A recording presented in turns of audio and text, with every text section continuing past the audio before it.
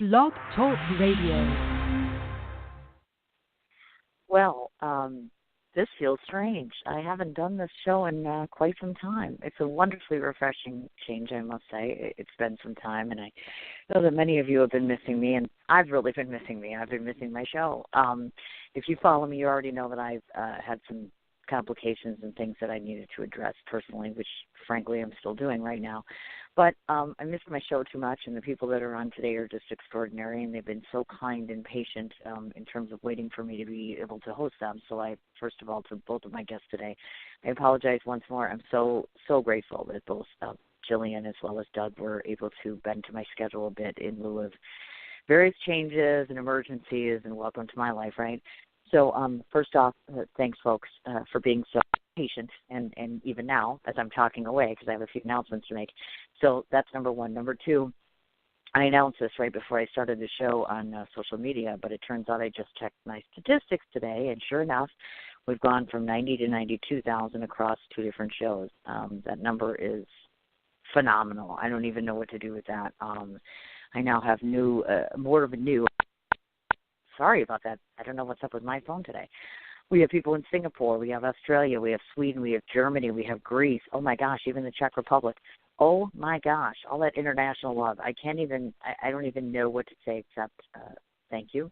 Second of all, I must also say I wouldn't have this show without, number one, the wonderful guests that I have, and number two, someone to listen to it and tell me that I'm doing wonderfully or okay or that you enjoy it or that you love it or whatever.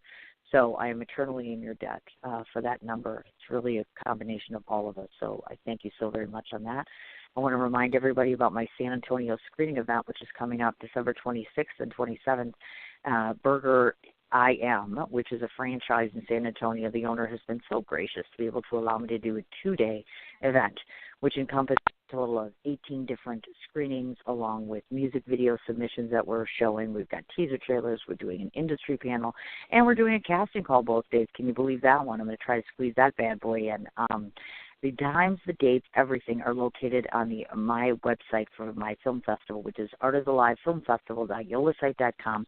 Go to the section where it talks about the San Antonio screening event and get your tickets early because there's only 300 of them and then we're sold out. So please go ahead and check that out. It's on my film. There are none. Just kidding.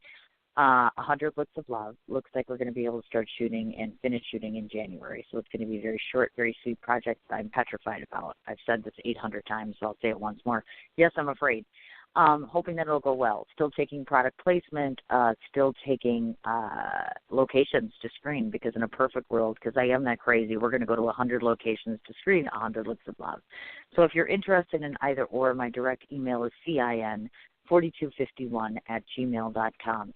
Quick reminder as to radio next week. I'm going to be on the air Monday and Tuesday. Then, of course, I am taking off because I'm having company from New York City.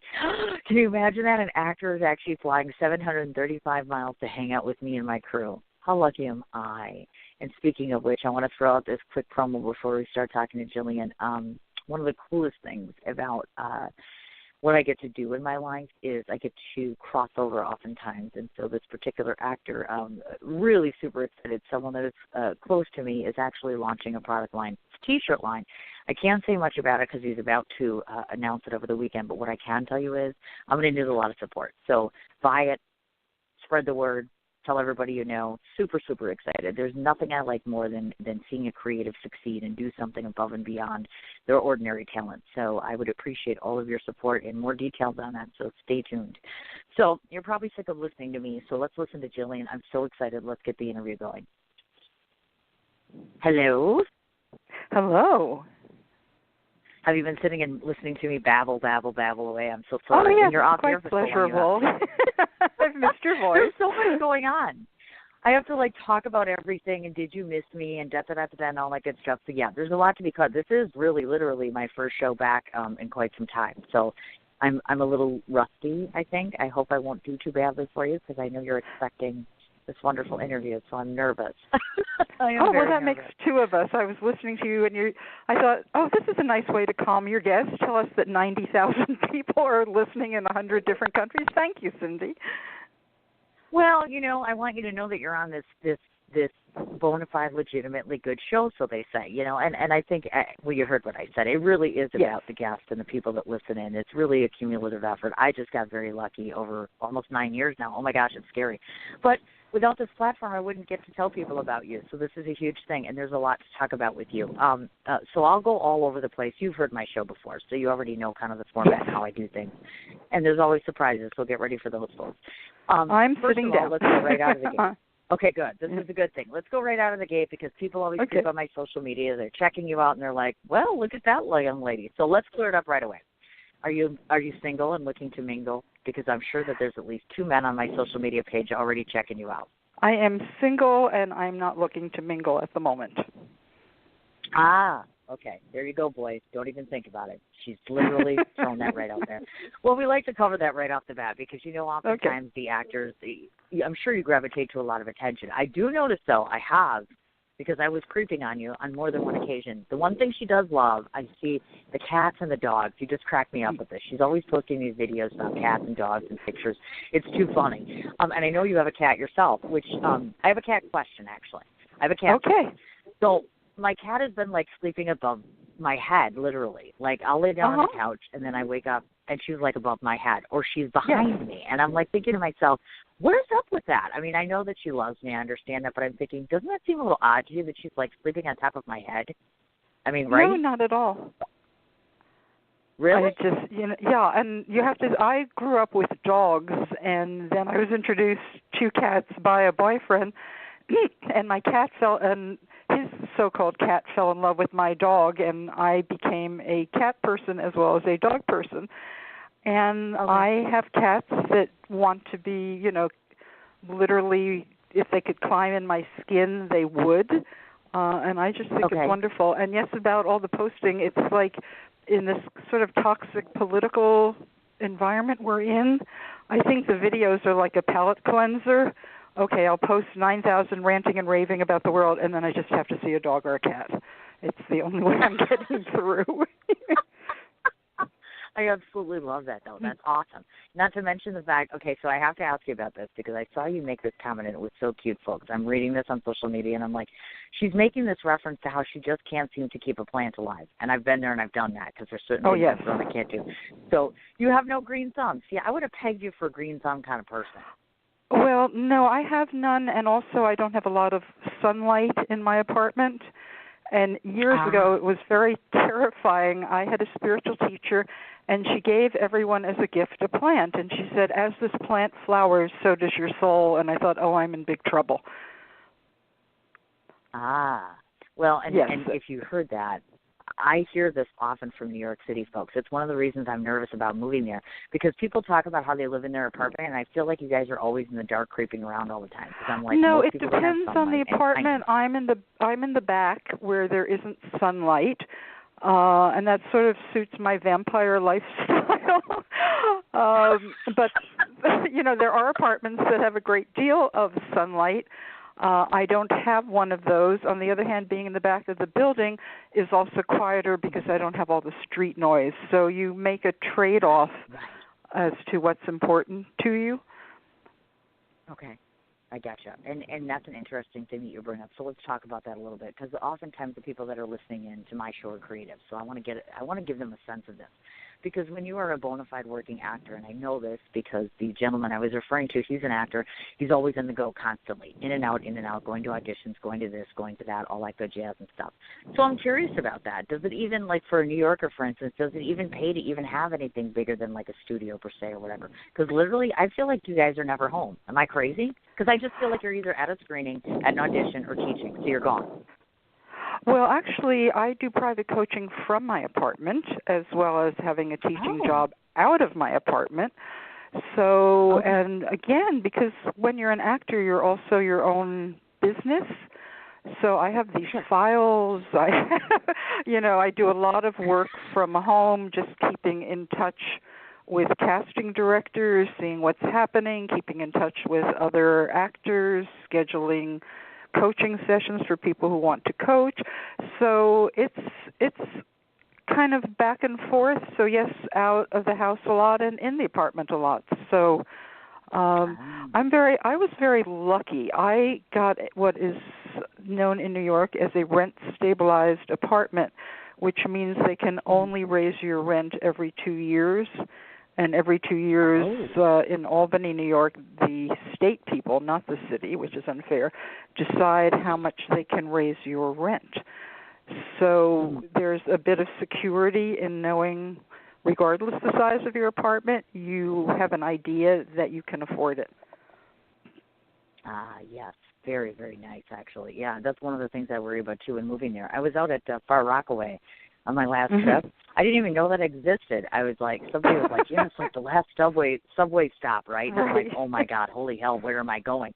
Let me tell you, folks, there's a beach there, and to me it's like a little Bedford Falls. We walked along the area there, went to a lovely diner, had a cocktail or two, and there was live music playing, and I thought, you almost forget you're in New York. Does that make sense? Like, you know what I mean? It's like New York, but not New York. Yes, and there are places in Brooklyn that are like that too. Really? Oh yeah, there are places in Brooklyn that are also on the water. New York is. New York, we have 5 boroughs. You go to Staten Island, you are literally on this little island surrounded by water. I mean, the thing about all the boroughs in New York is you also do the calculation, particularly if you're an actor, you go, okay, how long does it take me to get to a set? How long does it take me to get to an audition?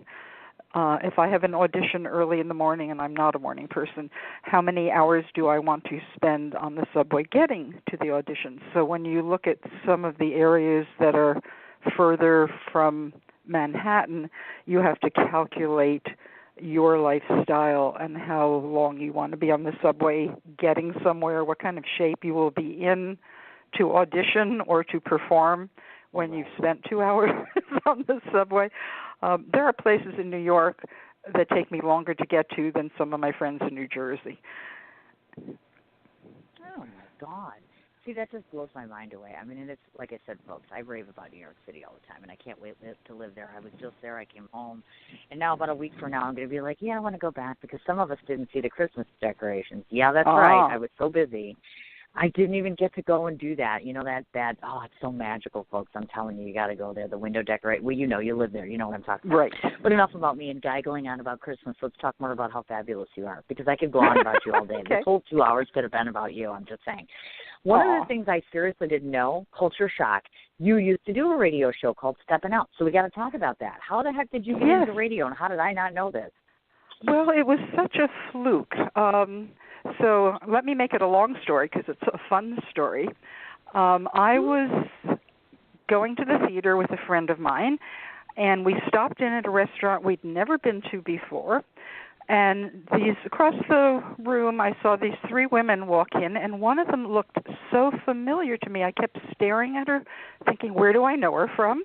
And it turns out the 3 women were seated at the table next to us, and the same woman that looked so familiar to me leaned over and said to me, excuse me, but do I know you? And I said, of course, I was thinking the same thing, and so we were chatting and chatting, where did you go to school, where are you from, blah, blah, blah. Nothing seemed to indicate that we would have ever met. And as we're going through this, one of her friends, who got very bored at all the attention that we were getting, just said, you look alike. And this woman is Valerie Geller, who's a major radio consultant. And we exchanged cards, talked the next day for hours and hours and hours. She's now one of my best friends. And she was the silent partner for this radio show called Steppin Out, which was a 12-step program on the air, basically. So the idea for the host was basically just someone to move the stories along, but it was really the stars were the people from various recovery groups talking about their lives. And actually she needed, as they were putting it together, they needed an engineer, sound engineer, and my boyfriend was a sound engineer. So I introduced them, and he started doing their show. And at that point, they were recording it, and then he would edit it, and they put it on, and they decided to go live, and they had a host all lined up. and it didn't work because they actually had ABC Studios to record this in, and he was persona non grata at ABC. Oh. And they were due to go live the next day, and they didn't have a host. Oh my God. And I said to the woman who was the running producer, I said, well, I could do it because she was going to do it, and she really didn't like being on the air. She was a back stage person, not an on-air person. And she's like, well, can you do something to time? Can you improv? And I'm going, I'm an actor. I've done commercials to time. Yeah, I can do this. And that's sort of how it started. It was a total fluke. And I remember the first show, I'm sitting, in ABC Studios, Cindy, and I'm hearing the music coming on to introduce the show, and a part of me is going, in my mind, are you out of your mind? And then we're on the air. And I just couldn't think about how crazy I was to have said I would do this. And we were doing the show, and I loved it because it introduced me to a whole world that I knew nothing about. And I love talking, like you, I love talking to people. I love learning about people's lives. I think that's really why I was always drawn to acting, because it's understanding what makes people tick, because as an actor, that's really what you're doing. So, so they actually, this is so funny, they wanted a host who was in recovery, which I was not. I was like such a teetotaler.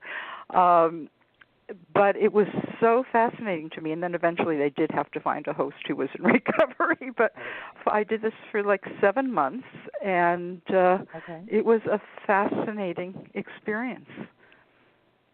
Well, what I think people don't understand, and you might concur with this, is just radio. I mean, like when I do a live, you've seen me do live interviews and be live and in person. It's far less nerve-wracking, meaning the person can't see me. To make no mistake, I get nervous every time, mind you. But what the nicest part about radio is I think it's a convenience item that so many people appreciate. We live in a world now where things like my show and podcasts and such, they're the new rave, so to speak. I mean, even I find people that sit and go in the car and listen to podcasts, et cetera. So it's exciting and fascinating. And before I did the show with you today, I'm thinking, I wonder if she could be talked back into doing radio, because I could totally see you, assuming your schedule would work. Would you go back again? Would you do it? Because now it's easy to get a format. I loved doing it. Right now there's someone reached out to me and said, you want to do this? I'd go, sure, in terms of doing the marketing to get something going with everything else I'm doing. It's not, I know. Yeah, but I do have to say what I really loved about doing that, and similar to what you're saying, is the people were coming in live. So the people were in the studio with me. So I got to see their faces when I was talking to them. And after a while, I mean, the thing about that show, and I think it's still on, it may be online now, for people who are in recovery, it was called Steppin Out, the 12-step program on the air. And the thing that was very wonderful is that people were listening live, and it was helping people because if they could not get to a meeting, they could listen to the show. And I had so many guests who would come on and go, oh, I've been hearing you on the air. I feel like I know you. And that was just an extraordinary experience for me to realize that this was really, I was having a good time, but much more than that, this was really helping people in their lives. And, so that was the thing that I thought was most rewarding, was that it really was affecting people's lives. That's just it. And I'd like to think the same way when I do my show. Like, I'd like to see somebody look forward to this, or they got inspired, or I made a difference. It's kind of why I do these sorts of things. So believe it or not, smarty pants out there, yes, I'm sarcastic all the time, but yes, I do work really hard on trying to make this show something that's a benefit, because I know I get a lot of crap. They're like, you're such a smart ass all the time. And I'm like, would you listen to me if I sat here like, well, Gillien, that's really fascinating. Let's talk about the next subject. I don't need to be a robot. People get enough of that business. I want to talk a bit about another inspiring story you have, because I love how you talk about your dream and how you ended up getting the scholarship, because I think that's a fascinating story too. I'm big on empowering people.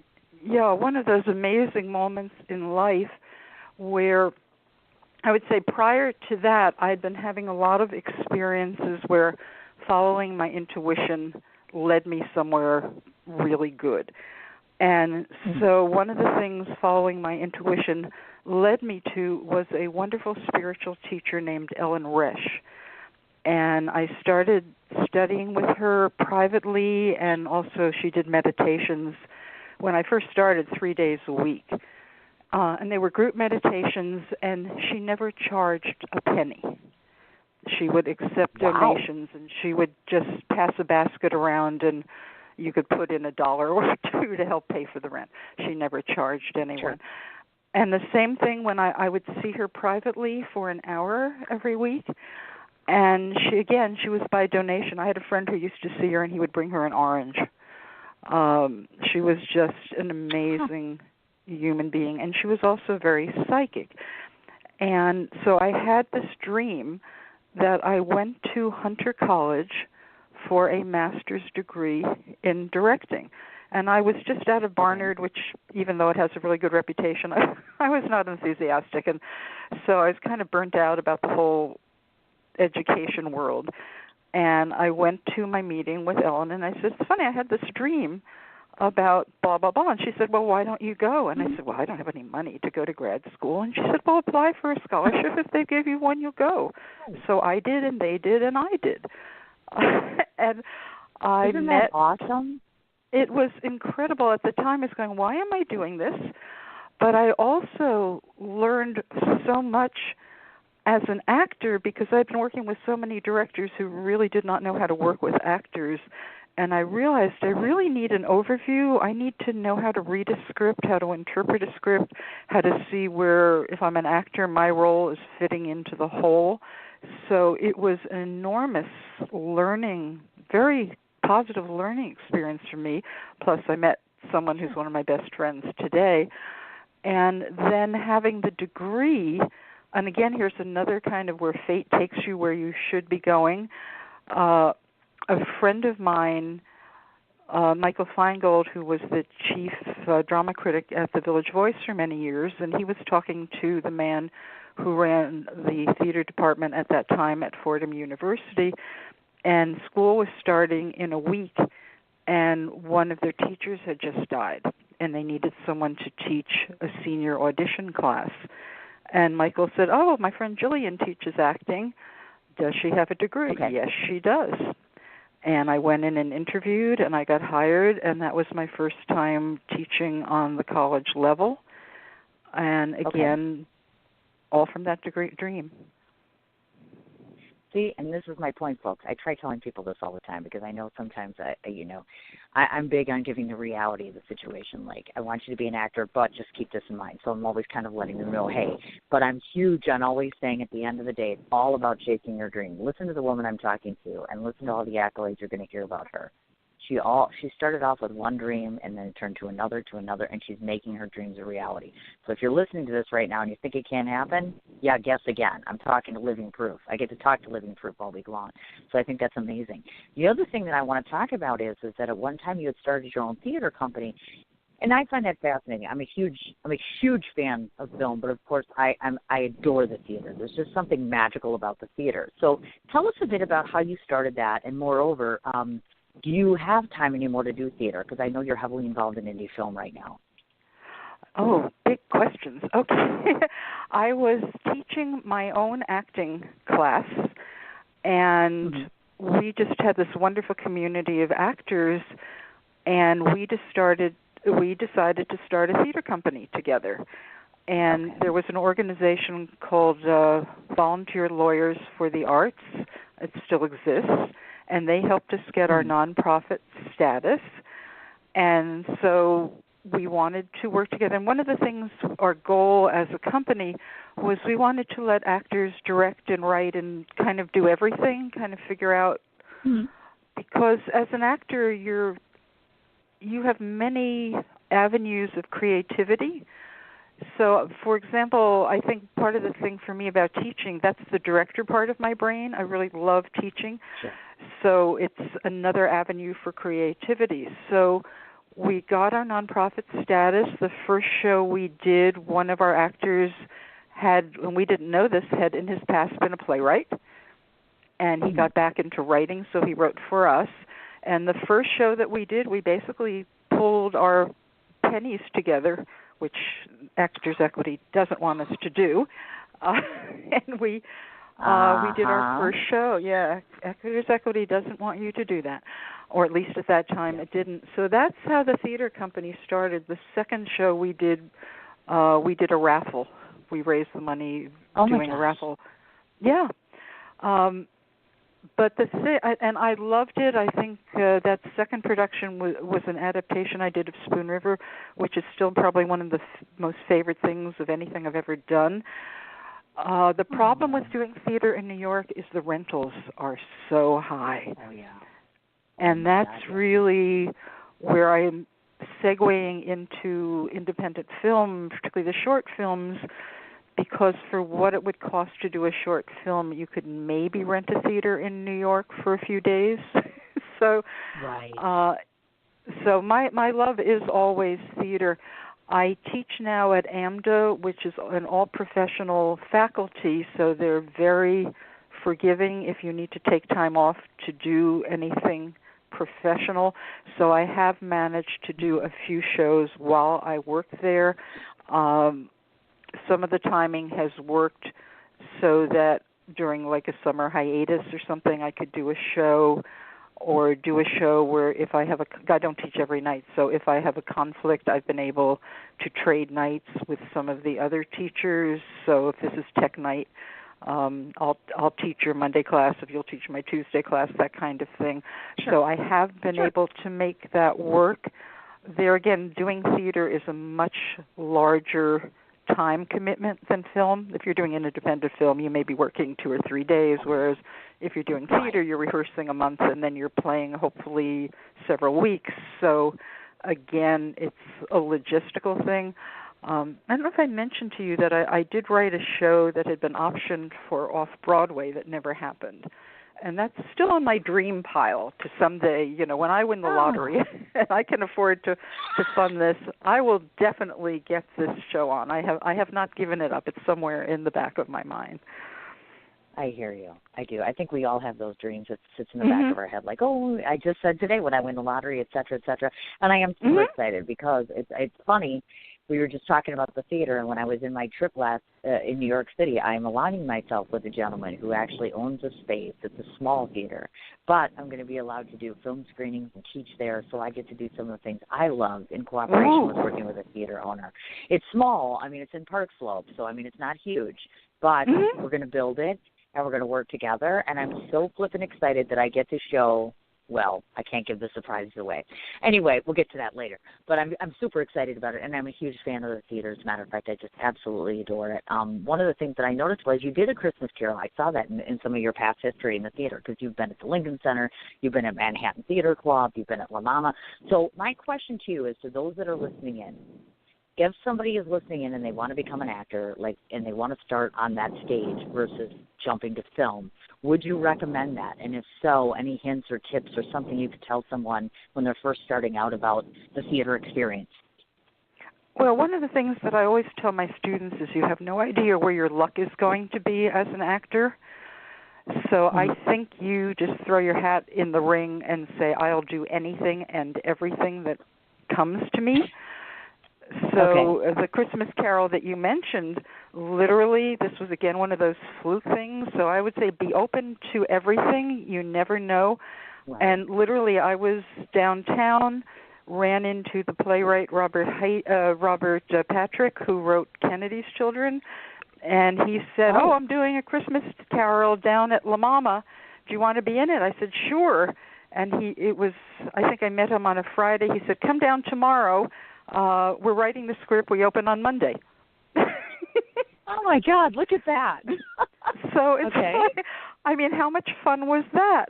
So literally for like 48 hours, we're living at La Mama, and we got to show up in 2 or 3 days. And it was quite charming because it's Robert Patrick. So for me, in terms of theater, and again, the world keeps changing, but I would say to a young actor today, I would say, if your desire is to start with theater, I would say intern at one of the off-Broadway theaters. There are a bunch of them that have interns, and some of them will let the interns do a show, but if not, you're getting to know people. And I started off-Broadway, and again, it was similar to that story where I would be doing one show, and someone would say, "Oh, come on down, be in my next show," and they'll sort of go from show to show to show. At some point, I had to go, wait a minute, I need some time off to earn some money to pay the rent, but I'm having a great time. Wow. But yes, I would just say, well, it's true. Just intern, get to know people, network like crazy. I know we've spoken about the Actors Green Room because they have a Facebook page called the Green Lounge, which is a wonderful way to network with other actors. And if you're a new actor in town, join the lounge and say, okay, I want to do theater, even though the Green Room tends more to film and TV. But just you put it on the lounge, I want to do theater, I'm willing to intern, I'm willing to work for free, anybody know anything, and you'll get 100 replies. Oh, gosh, yes. They are amazingly. So, Jen Rudolph, thank you so much for starting that group, obviously. And so many of our mutual friends are in there. I mean, we will get to talking to Laura Dallin Shea in a moment or two. Yay! She's obviously a mutual friend of ours, et cetera, et cetera. But back to you, of course, because the spotlight's on you, young lady. One of the things that I find, folks, if you get a chance to go ahead on her Twitter or you go ahead to her website and take a look at her, she's hilarious. I mean, she literally will wear any kind of costume, any kind of makeup. I've seen her be blonde, which just cracks me up. You and that blonde wig is just killing me. The dancing girl with the little flowers and all that jazz. I'm like, you just kill me. So I want to ask a question about that in terms of all actors have different ways that they prepare to get ready for things like that. So do you ever get approached sometimes and people want you to do something or dress up a certain way and you're like, yeah, no, and you get all crazy and you're like, I'm not going to do it? Because you look like the kind of woman that's going to, like, you'll wear anything or do anything or, whatever. Well, I think I've always been a character actor, so I haven't been one of these actors who has to look pretty or look good. Or my first film. Gosh, listen to you. Well, it's true. The first film, and you will never get this title out of me, but I call it My Cellulite on Celluloid, where literally I'm running around in my underwear. Don't ask. My character is taking a lot of drugs, and she is in the laundry room, etc.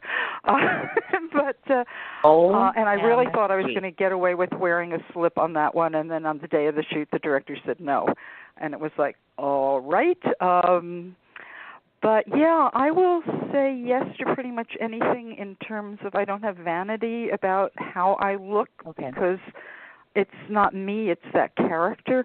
I'll tell you, I had an interesting experience in one of my classes where I had assigned a scene from a film, and this young actor said to me after class, she said, the character has a line that is, oh, my God. And the young actor came up to me and said, I don't want to say that line. It's against my religion. And I kind of looked at her like how, and she said, because it's taking the Lord's name in vain. Ah. And, and I just thought there wasn't time to go into a half an hour discussion about how when you're an actor, these words are not your words, they're the character words. I just, for her, because it was a school situation and there wasn't time, I just said, okay, we'll just have you say, oh. But I thought, how is she ever going to be an actor if she doesn't understand that these characters are not her? And so, yes, in terms of what I look like, that's not me. As a matter of fact, I think the further it looks from me, probably the freer I am as an actor. I got you. Yeah, because I've seen you do a couple of roles where I looked. There was that one where I know that there's one of yours that I just watched in it, and I'm trying to say, I want to say Star Trek, is it? That yes, it's The Onion, where they had me dressed as a Klingon, yes. And I'm like, I'm not digging this. I adore you, but I'm like, yeah, I'm totally not digging this look for you. I'm like, yeah, I kind of like her when I mean, I have my favorite roles of yours. I think Great Expectations is very high on the list, only because of the fact that you're just so, oh my gosh, engaging. That's the word for it. I'm like, when I'm watching you on screen, out of all the ones that she's meeting with, I'm like, she's so adorable, isn't she? Well, I'm not going to give it away, folks, because you guys are going to get a chance to see it, but I'm just saying. But I love the fact that you have such diversity in terms of what you wear, how you look.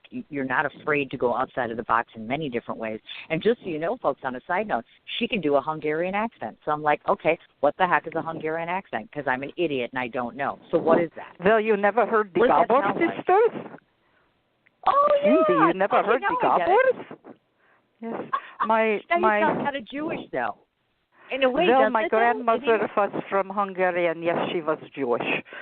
So maybe I sound like grandma.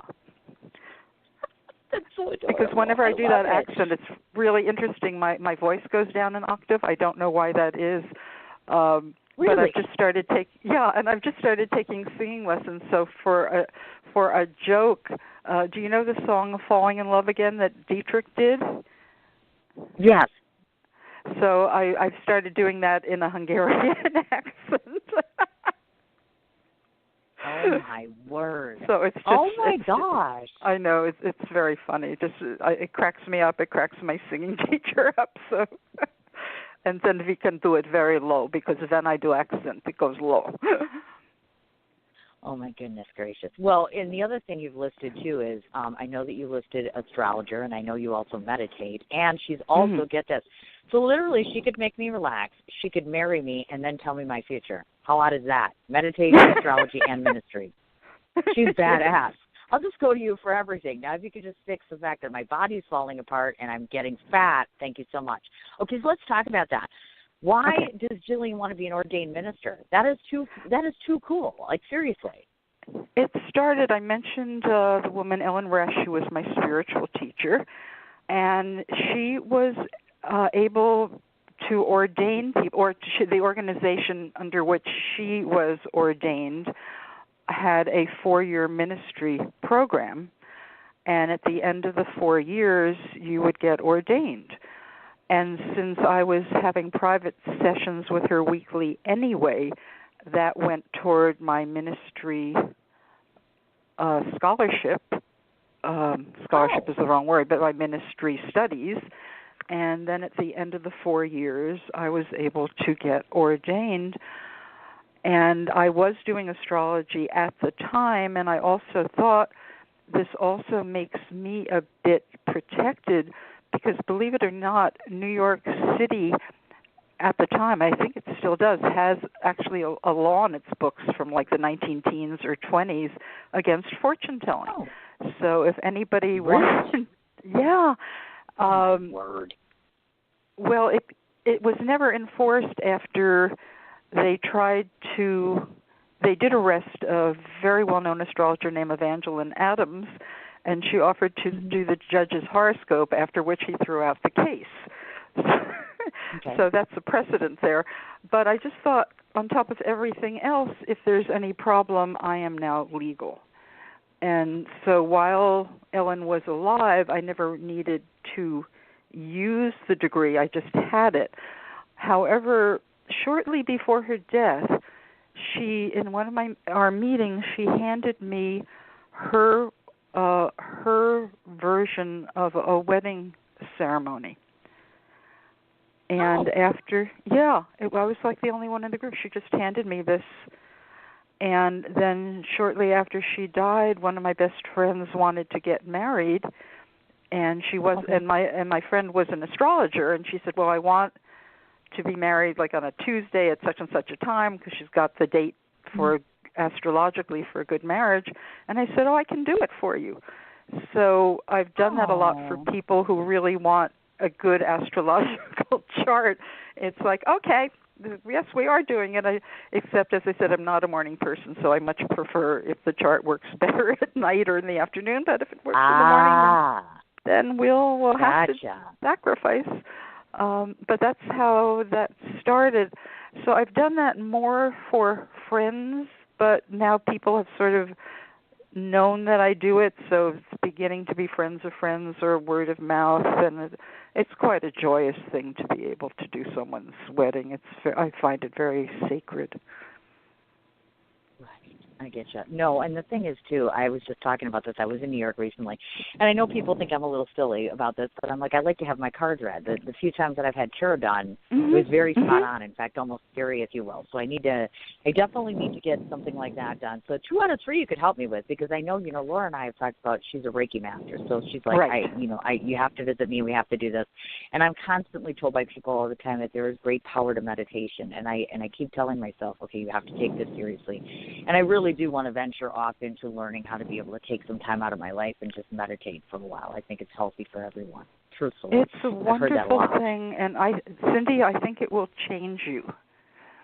Because really? You do need, it's, when I talked about learning to trust my intuition, that was also part of it, because you're quieting, and particularly when you come to New York, where there is so much stimulus around you constantly, to have those quiet moments. And it takes a while, when people talk about meditation, it isn't, okay, I sit down, I light my candle, and all of a sudden my mind is blank. No, it takes a very long time to get to that point.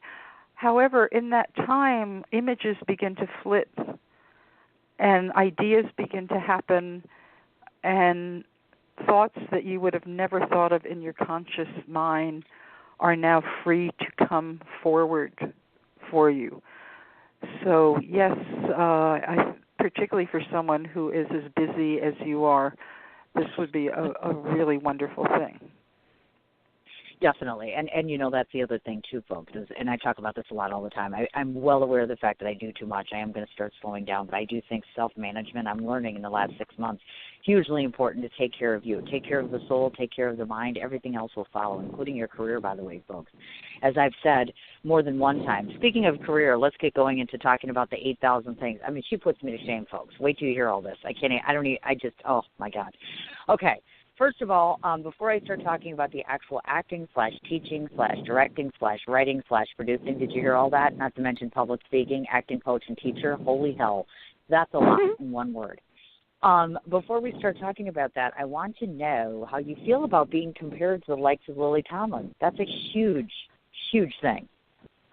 How do I get to be one of those? You saw that review. Yes. I have had... It's interesting. It's incredibly flattering. People have thought I look like her, which I don't see. But I don't think people have. Me neither. What? You say yes? I don't see it either. To tell you, no, I don't see it either. But truth. But it's obviously certainly flattering, and we'll just leave it at that. She does the 200 different characters all at one time, which I have never attempted. So I can leave it as, well, I'm very flattered, thank you. Oh, of course. No, I totally get it.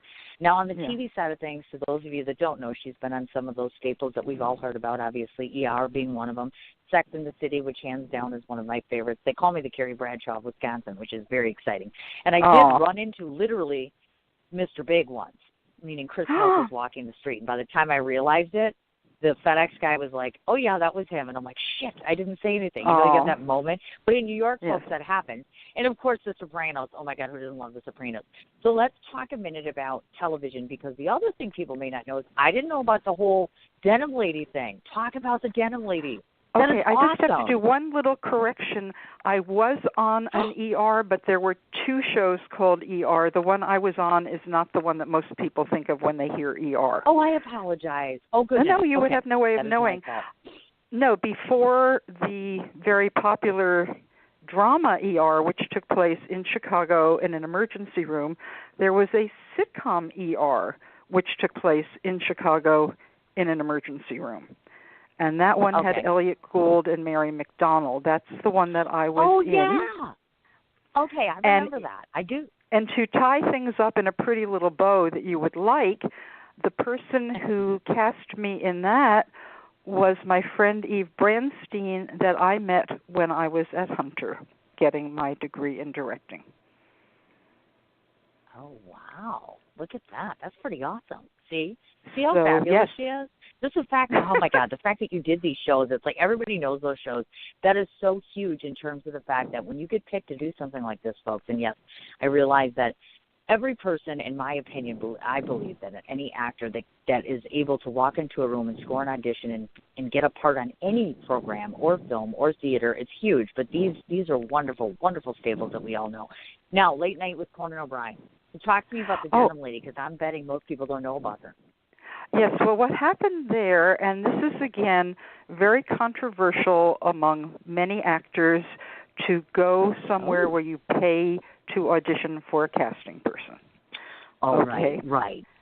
All right. Now, that's what let me have a career, because before these kind of places existed, everything was controlled by agents. If an agent looked at you and said, nah, you had no career. You could not get anywhere because you couldn't get an audition without an agent.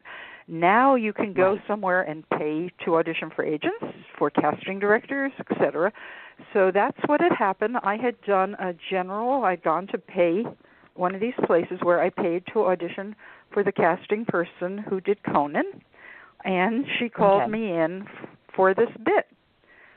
And they told me, yes, you're going to be the Denim Lady. They costumed me. What I added to it is I had an old pair of glasses, so I got some blue nail polish and painted the frames blue. And then I found blue nail polish and did my nails blue. And then it was this little bit where I'm in the elevator. It's this one woman goes into the elevator, and every time she goes into the elevator, there's a crazier person in the elevator. So I was the Denim Lady, and I was dressed head to toe in denim. And what they told me to do was just be proud of how you're looking. So I started smiling at her. It turned out maniacally. I didn't realize that's what I was doing. That's how it came out looking. But I just thought I was just smiling at her, as it turned out, maniacally, as thinking, oh, look at me, don't I look great? And it came out really hilarious, just because it was so bizarre. Oh, my gosh. Now, let me just make a correction. I assume if people listen today, they can go back to an archived episode and actually see this, right? So they can actually witness what you're talking about? I don't know. Years ago I had it on my website, and I took it off just because it was so old. I saw that. So, yeah, I don't know. I know IMDb had looked at my website whenever whoever was at IMDb first wrote up the bio of me that's on there, and they referenced that because it was on that old website. I have no idea. If you do a search, Denim Lady Conan O'Brien, maybe it'll show up. I never looked to see. Good question. We'll have to do that, I have folks. no Find idea. that out later. Somebody go ahead and Google it, or I'll Google it, actually. I'll probably be curious and be like, now I want to know the answer to the question. So there's that. Now let's, so you folks need to check out the Conan O'Brien thing. You need to go back and you need to Google her. You actually will go to her website, which we'll reference in a little bit, obviously. You can check out her clip, of course, from Sex and the City, along with some of the other ones, including her films, which we're about to talk about. So the three that stood out film-wise, two of which you work with Laura Dowling Shea, and you guys already know that, of course, obviously she was on my show recently. She is now part of my cast for my own movie, which I'm even super excited to talk about. And one of her pictures of her beautiful sister is going to be at the end of our movie in our collage, which I could not be more thrilled about. Laura, so you know that we're talking about you right now. Yes, we are, and I'm sure you'll hear this. Both The Spilling and Great Expectations are both films that you were in. You obviously played different roles alongside her. Tell us a bit about why you opt to work with some of the, I see that you work with familiar faces on more than one occasion. Number one, what makes you keep going back to those same people? And number two, I know that you've done 4 AGR films. So talk a bit about the AGR folks bring to the table, because most people don't know who these actor green room people are unless somebody comes on like yourself. So if you would, elaborate about both of those, please. Sure. In terms of working with Laura, Laura is a longtime friend of mine. Again, going back to following things, we met on a bus years ago, and I didn't know she was an actor at the time because she had given it up. So we were friends without my knowing that chunk of her history. So we got, she decided to go back into acting, and it started with actually I was coaching her. And when Actors Green Room began doing what at that time was called a 72-hour film festival. Now it's a short film challenge, where basically anyone who wanted to could do a short film. And because Actors Green Room started a community, we began to know each other, sometimes just by people making comments on the Green Lounge page or getting together at a various Actors Green Room event. And you'd go, oh, I like this person. I'd love to work with this person someday. Or you'd get to see a person in a film and go, oh, boy, I'd love to work with this person. And in terms of Great Expectations, when you mentioned Laura had decided she was going to produce a film, and she didn't have a writer. But she had, in the early days, you just get assigned a cast. So she said, I want to work with my friend Gillien, so I got to I got to be in that. And I was having lunch with a couple friends who included the playwright Dorothy Marsick, who has a show called Sisters that's been playing off-Broadway forever. And we were talking, you know, as friends do, what are you doing, what are you up to? And I said, you know, I'm going to do this short film. Dorothy, we don't have a writer. Would you be interested in screenwriting? And she said, sure. So I put her in touch with Laura. They hit it off. And that's how Great Expectations happened. And when you mentioned that character, Dorothy looked at all the actors' websites. So yes, actors, you must have a website. And if you don't have, if you're starting out, you don't have any clips yet, go and do a demo clip, just so people know what you're like on camera. So that's Dorothy looked at everyone's website, looked at their clips, then wrote all those roles for those specific actors who had been assigned. So the role that you mentioned that I do in that was inspired by my Sex and the City clip. Oh, really? Yeah. So she wrote that role for, I mean, granted, she knew me, so the kind of style that character had was based a lot on Gillien's style, but that was inspired by my Sex and the City character. That is lovely. That is.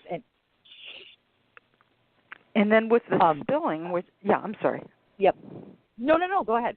Go on. Okay, with the Spilling, which is the second film I did with Laura that she produced, we basically were a week from filming and we didn't have a writer. And our director, who again I had introduced to Laura, Linda Yellen, and I had done some freelance writing for Linda over the years, so she said, ask Gillien. And I had never written a short film, and again, we're up against a time deadline, and here's another situation where we had all these people assigned, but who are they going to play? What kind of roles are going to be written for them, etc. And I said, okay, well, I'll write a treatment. For those who don't know, a treatment is an outline scene by scene of what's happening, because mainly I don't like to type. I probably would have been a much more serious writer if I could type. Sure. So I said, okay, I'll write a treatment, and if the two of you, meaning Linda, our director, and Laura, our producer, star, if you say okay to the treatment, then I'll go ahead and write the script, and that's what happened. So I wrote the treatment in 2 days and wrote the script in 2 days. I gotcha. And just so you folks know, that there are huge differences with Great Expectations and the Spilling. For one, Great Expectations is obviously poor Laura. I just love that role. I don't want to give away too much, except I will tell you that Laura plays a very defining role where she is trying to hire an assistant. She's under the gun, and she's feeling a lot of pressure. And she meets all these very, I'm trying to encapsulate the right word here. Yes, eccentric, over the top, highly insane, as I would call it, insane candidates. And then on the flip side of the fence, what I love about the Spilling is it's so very different in terms of, obviously, Laura, once again, is playing a front and center, a woman who is suffering and in search of answers. And we'll leave it at that as far as that goes. I won't give away too much, because if you're at my festival, you know that I ran the Spilling there. If you go to San Antonio, you know that I'm showing Great Expectations there as well, among other places. So I'm super excited you'll get a chance to see both Gillien and Laura in there as well. Talk, if you would, please, share a bit about Hungry Years, because that was the other film I wanted you to mention to your listening audience. Interesting project. Please tell us more. Okay, and here's a job I got through self-submitting on Actors Access. So yes, you do. Yeah, amazing. You do get called in. So I auditioned and I booked it.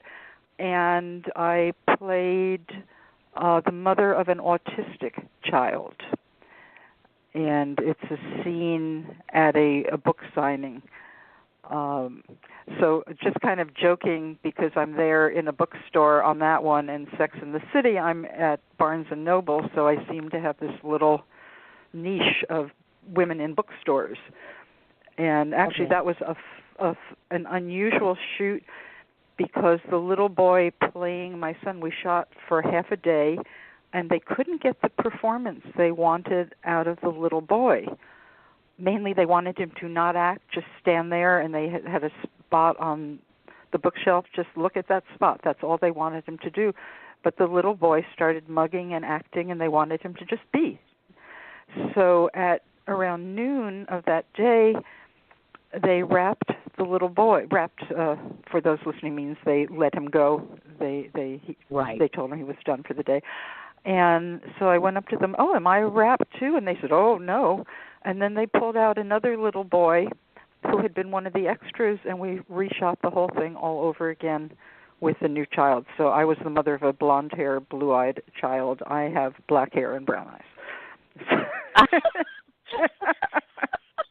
Maybe adopted. Oh, my gosh. Welcome to the world of acting. Look at this. My gosh. Now, the other thing we want to bring up clearly is your recent project, which is From Venus with Love, which, of course, you wrote the script and are co-producing with Jen Plotsky. Oh, my God, I love me some Jen Plotsky. Love, love, love, love, love. There's another one. Jen Plotsky, Jen Lyon. I mean, the list could go on. Jimmy Pressfield. I mean, you name it, they're on the list here. But let's talk about that. So what stage are we at from Venus with Love? When are we going to start seeing something, et cetera, et cetera? Okay, so we have our website up, which is From Venus with Love Film. And we have to figure out how to raise the money. We're trying to do some unusual things, so I've already applied for some screenwriting contests because Nice.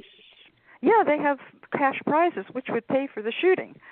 So one was that, and one was a pitch contest where you had to describe your film in 200 characters. Don't ask me to do that now. And they give you money if you have the best pitch. So we're trying to do something other than crowdfunding if we can, just because being part of this wonderful group of actors doing their own films is we're all looking for the same money for our films. The well is only so full.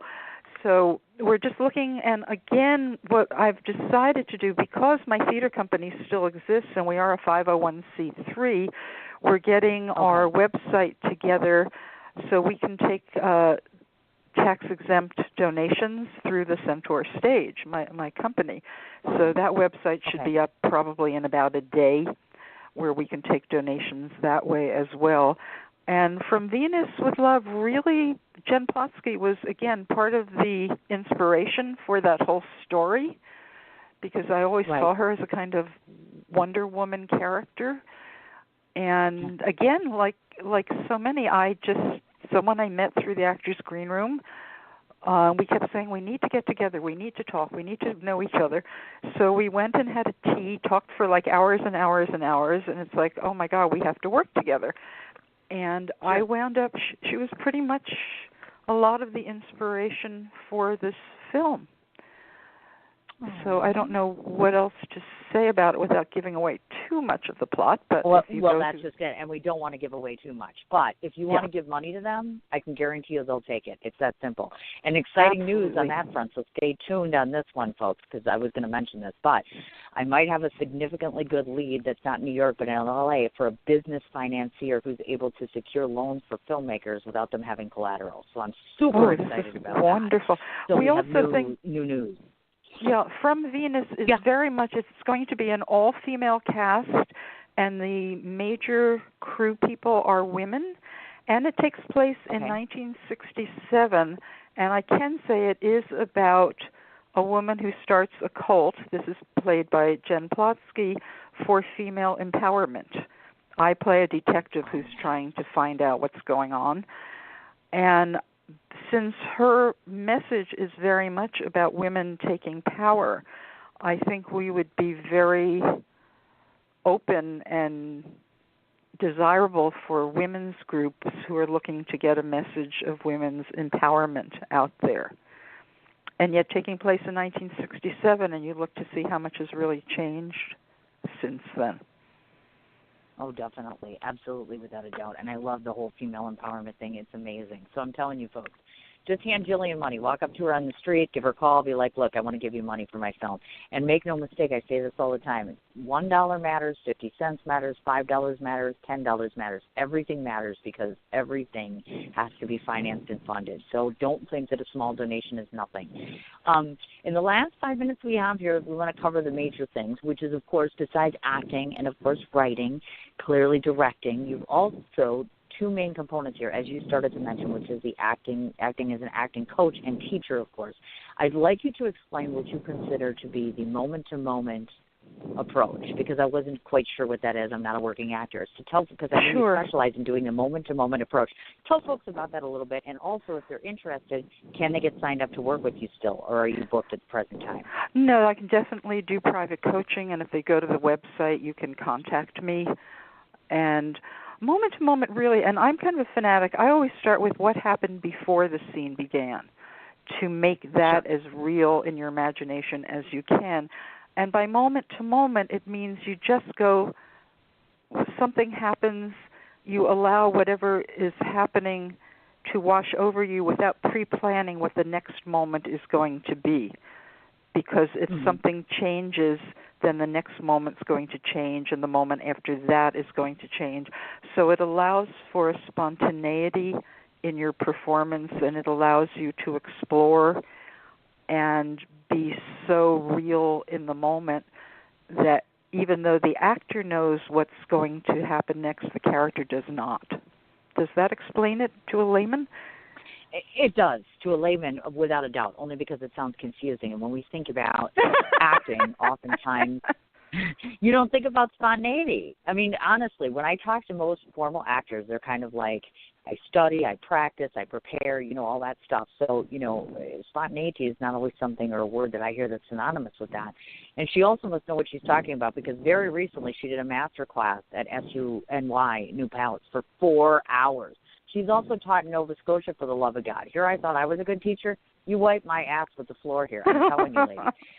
I mean, 4-hour master class, you got to know your stuff. Not to mention the fact some of her students have gone on to amazing gigs. I mean, I can't even begin to tell you how fundamentally enriching it is to teach, and she has the knack for it. And she's very easy to approach. The first time that you were at my film festival, and I got to sit down and talk to you and pick her brain, she is very intelligent. She is extremely inspiring. She is amazingly intuitive, which is 3 gifts that a teacher needs. And on top of which, she's done public speaking before, and I know that you continue to do that as well.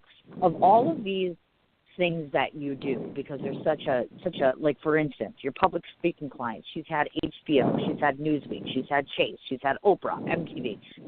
So out of all these things that you do that encompass your life, which brings you the most personal and professional joy? Oh, that's a tough question. I think probably first and foremost I am an actor. I also think but it's like whatever I'm doing at the moment is the thing that gives me the most joy. I would think it's like there's the actor part of my brain, the writer part of my brain, the director part of my brain. So the teacher is part of the director part of my brain, but it's also part of the actor and the writer. I think the 3 are very linked. I don't know that I can even separate them. I think the important thing is for people who are creative to find an outlet any way you can. And the thing that's most difficult, I think, about being an actor is that it is a group creativity, so you can't just sit in your room and be an actor. There are only so many monologues you can work on. So with everything, when you're creating, it's a group creation. Oh, you bet. Absolutely. And I always say that, too. I'm always as good as the people that surround me, and I'm always looking for that next enriching experience. Now, I'm going to read off all the various ways that folks can find you and give you your surprises, because our second guest is going to be coming on. And I almost feel like I should have had 2 hours with you. In fact, I kind of feel cheated. It's like a date that ends too quickly, like, darn it all. So this fabulous young lady, let me spell out her name for you. It's Gillien, and the last name is Goll, Goll. You put those together, that's GillienGoll.com for her website. She has a profile on LinkedIn, IMDb. She's on YouTube. She's on Vimeo. She's on Facebook. She's also on Twitter with her name at Gillien Goll. And then, of course, the two from VenusWithLoveFilm.com plus Vigilantes-theseries.com. Did I miss any place? No, and actually I rarely do LinkedIn, and I'm not really on YouTube. Oh, okay. I got you, because I saw an interview or two of you on YouTube, so I thought, well, if folks want to go back, go on YouTube, it may put your be name there. in, I did. take a peek yeah, at I you. did a. It may be there that I don't even know about, which is possible. Absolutely. That's absolutely right. Now, Gillien already knows, because I've already asked her that I want to show her teaser trailers at my film event in San Antonio, so I've mentioned that. But what she doesn't know is that, number one, I would like to do a special screening of one of your films at my film festival this year, which is Art is Alive. That's number one. Number two is I'd like to have you speak this year, because you are well-versed in writing, directing, acting, etc., at my film festival as well as a panelist, as far as that goes, number two. And number three, of course, because I have this beautiful theater at my disposal, I say that we go ahead and we plan an actual screening event for one of your films as well. I would love this. I just can't. I would absolutely love to do all three of those. And so you know what's coming now, which is the very ending. So I'm going to try not to cry. This is what I think of you, lovely lady, and then I will let you go off and enjoy your Friday. One of the things that I mentioned at the start of this interview, or a bit earlier, I can't talk today, is the first time we met was at my festival. There are women that stand out in a room all of the time, and for various different reasons. Gillien stands out because, first of all, she has a big mouth like I do, and first of all, who doesn't love a big mouth? Well, actually, some people don't that know me. But I gravitated to her because she had some of the same personality traits I did. She wasn't afraid to stand up for herself or for people that she believed in, let alone a cause or a project that's passionate to her. That, to me, says great things about another human being. She has a great level of intelligence, integrity, intuition, which I mentioned earlier. She does not know that when she had listened to my show with Laura and messaged me and said how she had tears in her eyes after I had done her interview, all that did was make me cry, because that realized that I'm able to touch the lives of other people. And the fact that she was so honored to be on my show is a very big deal for me. One of the things that I like most about you and your acting and what you do is that you make me feel something. There is a gentleman that is an actor that I know that makes me feel something every day, and not because he acts all the time, but just because he has that innate ability to touch people. And you, my dear, have the same thing. Thank you for touching me. Thank you for touching our lives in theater and on big screens and small screens, and just by your wisdom. I am so looking forward to seeing you in the city again. You know that you're welcome to come back anytime. And I can't thank you enough for this interview. Thank you, Cindy. I'm very blessed. Of course. I try. I know I didn't get to cover everything, but we did our best. And you know what? Just come back again. Just come back like every week. We'll do it again. I was going to say, I challenge you to come and co-host sometime. There you go. Okay. It's out there now. Feel free to come all on right. and think about it. Have a wonderful weekend, and then we'll wrap up all the loose ends as far as the screenings and such later. But enjoy your weekend. I'm off to talk to Mr. Doug.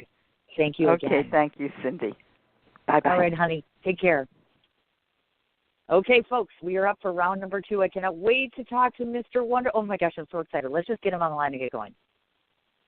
Hey, Doug, I'm sorry I'm running a couple minutes behind. It's all good. What's up, Cindy? I'm nervous. You are such a huge deal. I've been reading about you, looking at you, reading your articles, seeing your interviews, looking at you on Facebook. Holy cow, you are just a whirlwind of wisdom. Holy man, how did I get so lucky to get you on my show? This is awesome. Thanks for having me. I appreciate it. Oh, not a problem at all. As I might have mentioned at the top of the hour, I don't know if you caught it or not, but I was apologizing to both yourself and Gillien, of course. That was my first interview. I feel so terrible that first it was technical issues, then it was timing issues. I'm like, oh, my God, holy hell, I'm never going to get this man on my show. But you're here, and I got you. So I'm going to take advantage of every waking second that I have with you. First of all, let's start off at the very beginning here, which is I'm very big on inspiring people on my show, and we're going to talk about a lot of ways that you inspire and motivate other people. But first off, I want to ask you how this feels, because I know your background, which we're about to get into. coming where you come from in a place that you were at, and now you look at yourself and where you come and how people speak about you, is it a bit surreal for you? Is it a little overwhelming? Because I imagine this is a lot for you to take in at this point in your life in terms of being so accepted and embraced by your community. I mean, yes, Cindy. I mean, it's definitely a huge change from where I was a little over 10 years ago to now. And, the biggest challenge is it's kind of like, I really don't believe a lot of the stuff, when people are telling me, like, that you're so inspiring, you're so motivating, and you're this, you're that. And I'm like, I'm just a guy, and I went through some tough times, and I was very thankful to be able to learn some lessons along the way and be able to use those lessons to help and inspire other people. And that's what I'm really, on a mission to do now, is just, make a difference in people's lives, help them feel better about themselves, and at the end of the day, make this world a better place. And I find it so interesting the way he just said, I'm just an average guy. There's absolutely nothing average about you. And in fact, folks, when you listen to this story, you'll understand why I say that. Some of the most inspiring people are those that have overcome such huge obstacles. And in your particular case, you've been handed a few things in your life that are a little tough. Let's kind of start at the beginning, because I know that at a young age, obviously, you come from a divorced household. So do I. You were young when this happened. And as I understand it, that has been very challenging for you and kind of been the catalyst for certain things that have happened. So let's start out back in school days. I know that you had your share of struggles. So tell folks a little bit about what life was like as maybe a 6, 7-year-old child.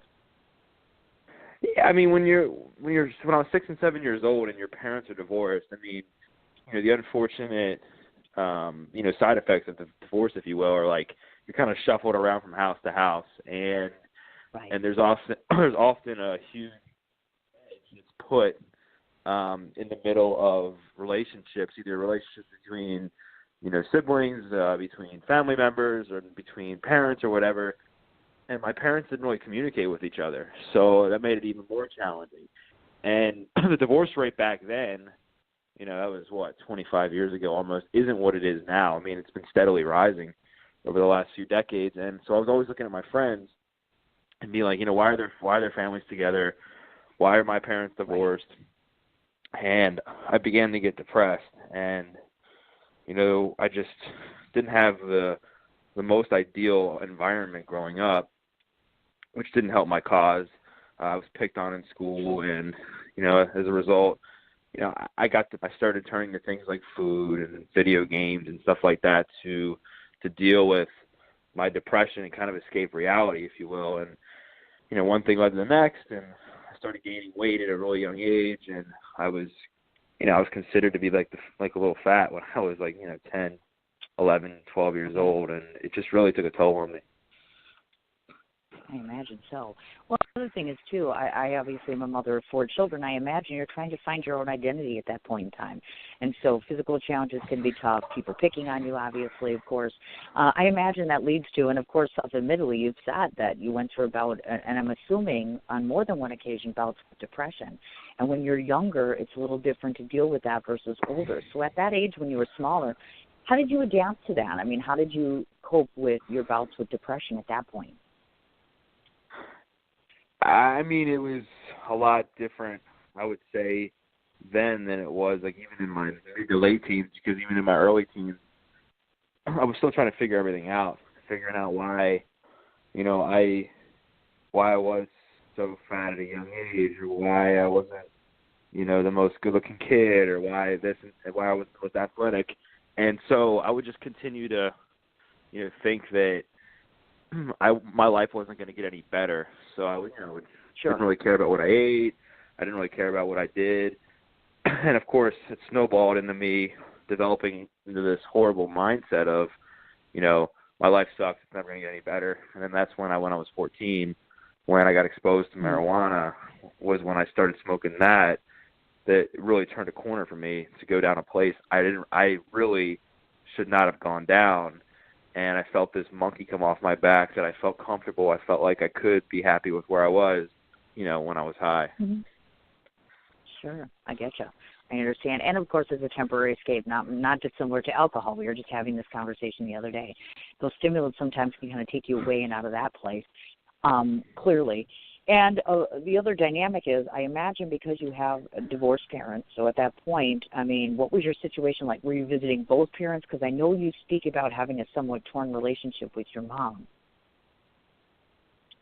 Yeah, my relationship with my mom is actually quite a bit better now than it has been over the years. And I mean, we would split time, and I made a few knucklehead decisions growing up where, like, I had a party at her house while she was in the hospital, and when I was 15, and that kind of was like a stepping stone, really, in a downfall of a relationship growing up. And then I ended up getting busted with pot on my 16th birthday. I was kicked out of her house on my 16th birthday and then shipped up to my dad's house permanently, which really put a wedge in our relationship. I mean, there was, a lot of yelling, a lot of, fighting, and it just, if I had to say, like, I look back, it's some of the things I kind of regret. Those things were definitely up there. Oh, I imagine so, definitely. And we've all had that, where our past history when we're younger, we do not necessarily make the right choices. And I also imagine when you were younger, most of us start dating and having relationships. Does this take a toll on you having or trying to have dating relationships when you were younger? And how does that propel to the future, of course? Oh, yeah. I mean, it was definitely tough because you have no confidence in relationships. So you automatically assume that, they're not going to work out. And you just, it really came down to me. I wasn't happy with who I was. I wasn't happy with who I'd become. I wasn't happy with where I was going. So, I just had, no confidence in anything else in my life because I didn't believe in myself at all. And, I can even look back now, as I'm 31, and just seeing the impact of your relationships you have growing up translate in the relationships you have as an adult and how much correlation and similarities there are. But I think now it's just I'm more aware and I'm able to kind of work through it and able to work on things with an open mind instead of kind of just breezing through it, if that makes sense. Gotcha. Okay, I see what you're talking about. Of course it does, certainly. And the other thing, of course, is because of the situation you come from, I notice this a lot in people that I speak to. Oftentimes when they come from these places, it's very uncomfortable to talk about this. I mean, was it hard at first to kind of disclose to people, hey, I'm stuck in this place. This is where I come from. This is how I'm feeling. Is it embarrassing to some degree? Because I know I've talked to some people that just felt like they're almost worthless to a small degree. In their own mind, it's hard to admit to other people that you're in this ugly place and you feel almost unlovable. You know what I mean? Well, yeah. As far embarrassed about the divorce or about the drug addiction? Actually, either or both, to tell you the truth. I've heard a few similar stories to a certain extent, and one of the predominant themes that comes out of it is that these individuals have told me it's really hard to find your own self-worth because you're kind of struggling with all these things and hiding by using drugs or whatever bad behavior. You follow me? Yeah. I was embarrassed, for a little while when, just because of who I was. I was fat. I was out of shape. I, had a really bad drug addiction. And, I was kind of embarrassed about some of those choices I had made. And then, talking about it, I've always been pretty open about it because I didn't go into, I wasn't an AA guy. I never went to 12-step meetings. So, there was no anonymity. I just was like, you know what, if you don't embrace where I've been and everything, then I really don't want you in my life anyway. So I just kind of was just like of course, an open book about it. So, but I think it's kind of helped me too because it's really helped me therapeutically open up, help people, and then in turn, be able to really find a new passion, sharing my story. Well, and the other part of this component, folks, that you may not know is the other thing is that at a certain point, and I'm curious to ask about now, you have been struggling with both panic and anxiety disorder, which I'm familiar with as well. When did that start? And then, of course, are you still dealing with that at that point? Because sometimes that can be a lifetime sort of thing that you go through.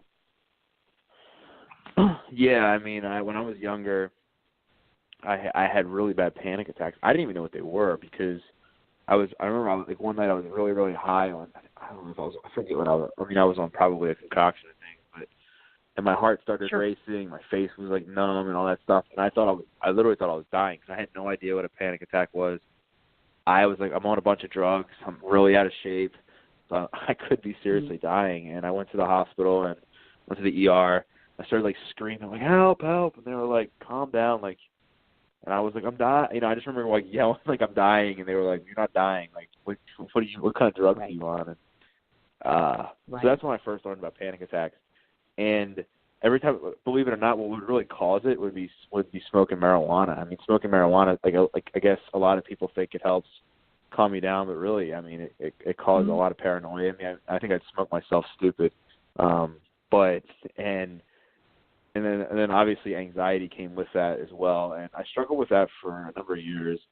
And then what really changed it was exercise. Actually, I mean, that really helped stimulate my mind and helped channel my anxiety in a positive way.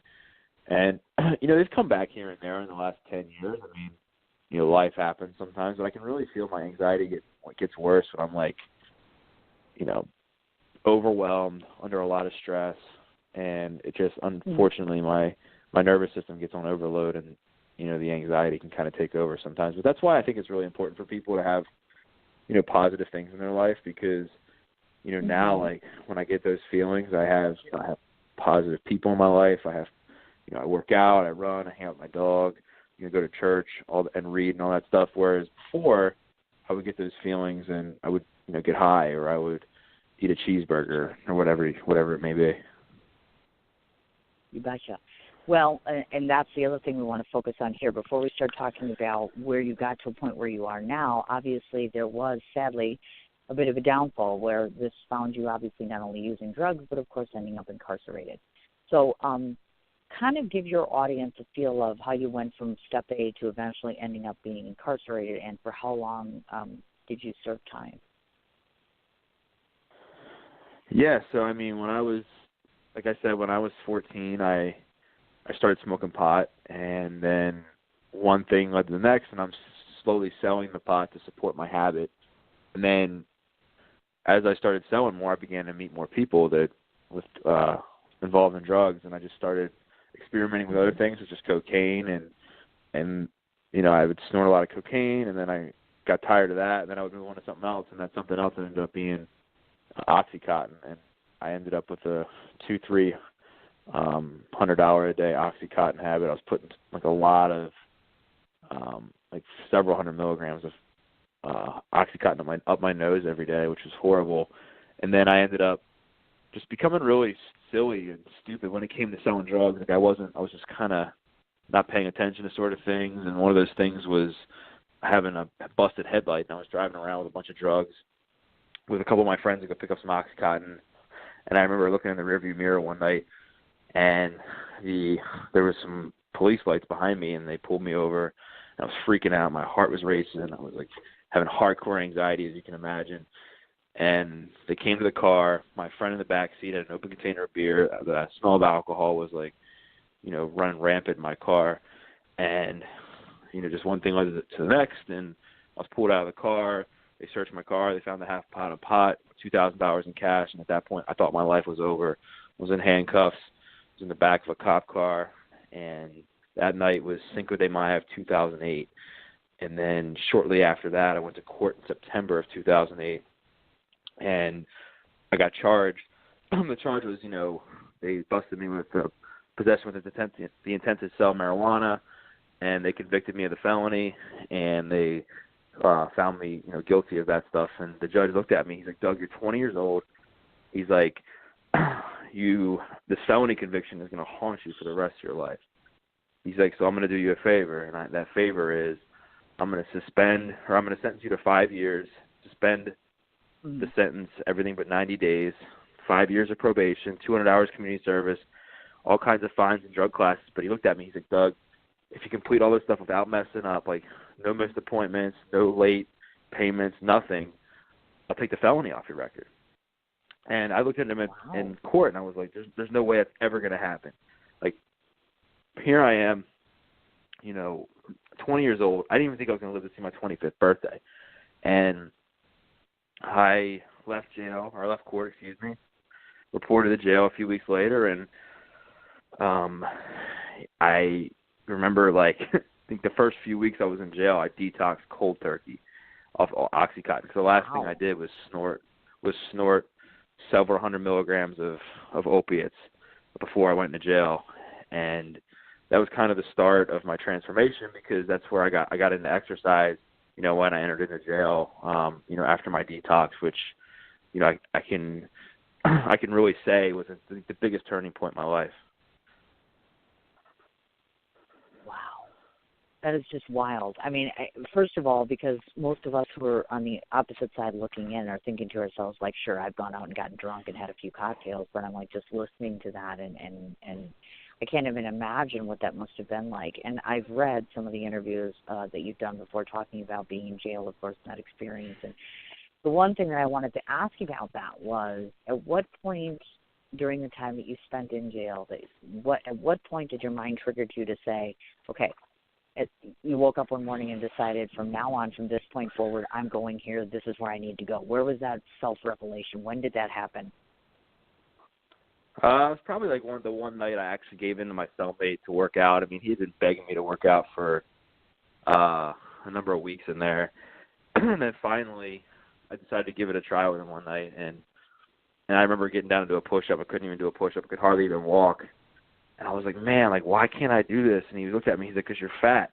And I was like, well, I guess you're right. And I just kept whining and stuff. And he just said, in the PG version, he looked at me and he said, Doug, you need to be a man or you can be a wuss. He's like, you can be a wuss, go cry in the corner, blame everybody else, or be a man and take responsibility for yourself and the choices that you made and focus on, getting better. And that was really a turning point for me, because I was like, you know what, he's right. I don't want to be a wuss. It's not really what you want to be called as a kid where I grew up, at least. And so I slowly but surely was able to do some push-ups. I mean, I remember I couldn't even do a push-up for my knees when I first started, and my goal when I left jail was to be able to do 10 push-ups and run a mile.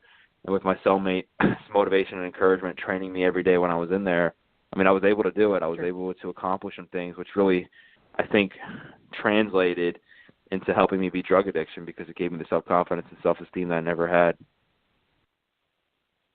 And, of course, I imagine, because, I mean, were you still having panic and anxiety disorder at that time? Because I'm like, oh, my God, that must be a living hell to be confined, obviously, in prison, and then you're trying to have to handle all of that. Plus, you're detoxing, of course. So, God, how did you make it through that time? I mean, that's the one thing that rushed through my head. I'm like, oh, my God. I mean, I can only just thank God for that, to be honest. I mean, I really don't even know. I mean, as I look back, it was just a crazy few weeks in there. I mean, I was like, it felt like I was crawling out of my own skin for a number of weeks. I was vomiting uncontrollably. I was going to the bathroom. And, I mean, so, yeah, my anxiety was definitely heightened, but I had no choice to suck it up in there. I mean, there was nowhere I could go. There was nothing I could do to really mask the pain. So it just forced me to really be uncomfortable, whether I liked it or not. And, it really honestly just was what I needed, because I needed to be shown that, it wasn't in my best interest to be on the streets anymore. I was going to end up dead. So, I mean, the jail was the best thing for me, to be honest. I mean, as weird as that sounds, it saved my life. Wow. That's amazing, of course. And one of the things that we hear about, I've heard this on the show too, is when people when you were in, is that when you decided to start writing the books? Because I notice sometimes when people have got all that extra time in their hands, of course, obviously I've heard exploring spirituality is one. Some people have gone to doing artwork. Some people have created in writing. Did you start writing your books before or after you were in there, or while you were in there, really? Way after. I got out in 2008. And I wrote my first book in 2014. So it was quite a long time in between. But I mean, it really, I think the more, like I said, it goes back to at the beginning. You were asking about if I was embarrassed to share my story. And because I was so open about sharing my story, people were like, holy shit, you got to write a book. And I was like, I'm like, well, I'm not like James Patterson or, J.K. Rowling. I was like, I'm not writing a book. And then I started just like writing, and I was like, oh man, like this actually sounds like decent. Then it goes to print, or no, before it goes to print, one of my clients was like looking through it, and they're like, Doug, like you have to have chapters in here. You can't just have like a 60-page like book with no chapters. I was like, why? And so then we put chapters in there, and then I published a book on one of the I forget what it was, one of the self-publishing websites. congratulations, you're an author. And I was like, bull crap. But no, I was like, it was funny because then I would start selling the books, and people would read it and they were like, holy crap, like this is a really good book, like you have an amazing story. And I still was like, thanks, I just want to help people. And then I got a book. I had a book signing at a local bookstore, and people were like coming up to me, and this was back in 2014. They were like, they were like, moms would come up to me in tears and be like, I'm going to buy this book for my son for his birthday. He's in jail right now, and I'm like. And that's when it really hit me. That was like, man, like I'm making a difference. And ever since then, it's just, books for me are just to help people. It's not. I don't want to retire off books. I mean, I write them because I'm passionate about it. I write about stuff I'm passionate about, and hopefully, one day I can look back and they will have changed the lives of a lot of people. That's my main goal. Oh, definitely. And I imagine so, especially if people are buying the book and then reading it and saying how much you've inspired them. Tell me one of the things. First, the book, From Felony Fitness to Free. I like the title. Very, very cool. Tell the folks a bit about that and tell them the differences between this book and the Faith Family Fitness, because obviously they're same but different.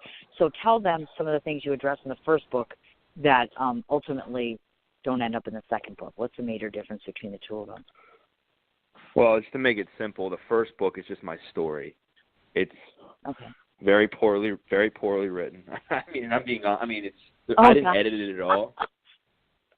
And I mean, it's a great book. I think. I mean, I've been told it's a very good read. But to be honest, I kept it as raw as possible because I wanted it to be my voice 100%. Like I didn't want anybody making me seem like I was this established because at this point I hadn't even had my 2-year college degree yet. So I just wanted to be authentic.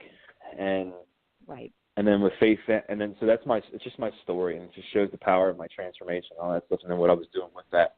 And Faith Family Fitness, it's more of a faith-based book, but I mean it's relatable to anybody, whether you're spiritual or not. And it's 15 of my top life lessons I've learned. I had learned in the last 28 years, I was 28 when I wrote it. And it's got corresponding action steps. There's some Bible verses in there for people that align with that. And then it's just really a self-help book. And so the big difference is one's just my kind of a story, and the other one's more of a self-help action step type book. Okay, I've gotcha. And do you find that is the response more favorable to one to the other? Because I'm sure both of them are extraordinary, but do you find that people resonate more to your story, or are you becoming more of I don't want to call you Tony Robbins, obviously, but are people gravitating more to using these steps to improve upon their life, or is your story powerful enough where that's really making a positive change to them? I would say it's a little bit of both. I mean, I'd say, my story is intertwined into Faith Family Fitness, and that I talk about some of my life experiences and why they apply to those lessons. Maybe it's an experience with a relationship. Maybe it's an experience with not believing in myself, or an experience with something with family, whatever it is. But I think people are most drawn to just my personality. Like I've been told, I guess I come across in a very humble way. A humble way. I just think people really resonate with that because I'm just a real person. No matter how many books I write, or no matter how many interviews or appearances I get, I don't want that to change who I am. And so I think people really, really resonate and align with that. You betcha. One of the things that we've talked about before when I do shows like this is I think it's hugely important to talk to people about, obviously you are 10 years recovered, but, I was a smoker for years and years. I've been off for 3 years, but every day I say to myself, I do think it is a challenge every day, even if you're not thinking about it or even if you're not using. What's the biggest, is it still in your mind every day? Do you still think about it? Is it still there? Is it still challenging? I don't want to sound cocky and say it's not, because obviously life's hard, right? And life still happens, but right. Knock on wood, I haven't had cravings or anything like that years and years and years. Oh. Okay. So I'm really thankful. I mean, I stopped smoking cigarettes too, probably a little less than 10 years ago. Okay. And I'm just one of those. I guess I don't know. I'm lucky. I'm just one of those people when I stop doing something, I for the most part, I just try and just stop, and then I find other ways to kind of battle whatever that was helping me fix. Does that make sense? Oh, it does. I understand what you're trying to say as far as that goes. You know, I think it can be a challenge for people. Not everybody can just do the cold turkey route, because I did it how many times and then I fell back again and then it worked for me. But sometimes, you know, most people talk about the fact, especially with alcohol too, you know, every day you are literally trying to stay away from the demon and trying to, you know, I am very encouraged, and actually it's inspiring to hear you say that you're able to stay away from it and you're not, you know, you don't need it as a crutch anymore, and you've become very empowered by this experience, which is amazing. Because you've spent time incarcerated, I know I've had other guests that have come on. Have you ever considered going back and speaking to inmates or people that are long-term and trying to be empowering or inspiring to them? Yeah, I mean, yeah, absolutely. I mean, that's one of the things that's on my radar is getting back in these prisons and trying to, I mean, not only give back, but make a difference in some of those prison systems. I mean, I know there's a lot of talk right now with prison reform, which I think is great to keep people out of prison who are just in there on drug possession charges. But I think incorporating fitness into jails would be something I'd be really interested in doing. And and also getting back to the cold. What's that? Go ahead. No, go ahead. I was going to say, I mean, and I know I kind of did my thing. You know, I don't judge other people who don't. I mean, it was just my walk, and it was like all I knew was that if I went one way, I was going to end up dead or, you know, I mean, or just in a really, really bad place in life. And if I went the other way, I had a chance of making it. And I knew if I went the one way, I had a 0% chance of making it. I knew if I went the other way, there was at least a chance. And I'm just really lucky that I went the other way and that things happened, and I'm kind of where I'm at now. Exactly. And doing tremendously well. And just so you know, folks, because we've talked about this before, I would imagine there's obviously a link for those that have panic attacks, bipolar disorder, mental health. There's a lot to be said about using physical means. In fact, it's been documented on more than one occasion. When you have a panic attack, they usually will tell you to go do something physical. And there are reasons for that, obviously. And we're going to talk about that in a moment, because obviously you have your business as well. But I have one more question for you before we start talking about the business side of things. I saw that you did an appearance at the Real Recovery Film Festival, and I've heard of them before, but how did you get involved with that? And tell us a bit about how that experience went. I mean, it was honestly just through kind of networking through writing my newest book and meeting the founder and the producer, Leonard. And I remember we had lunch one day we were out in L.A., and I just shared my story with him, and I showed him, a bit more about me. And he's like, you know, have you ever thought about, like, getting a short movie made about your story? And I said, well, yeah, I've actually already got one made. And I was like, here. And I showed it to him. It was like 3 or 4 minutes. And he was like, well, I'd love to show this at my film festival. Would you be interested in coming out here? And da-da-da. I said, yeah, absolutely. And then, like, one thing led to the next. And then, I was in L.A. for it in October, and then I was in New York for it in the first week in November. So it was a great experience. Oh my God, how awesome! That's awesome, because I've heard of, like I said, I've heard of the festival before. I haven't attended myself, but that's a wonderful outlet for you to be able to get the word out on things. So that's kudos to you on that one.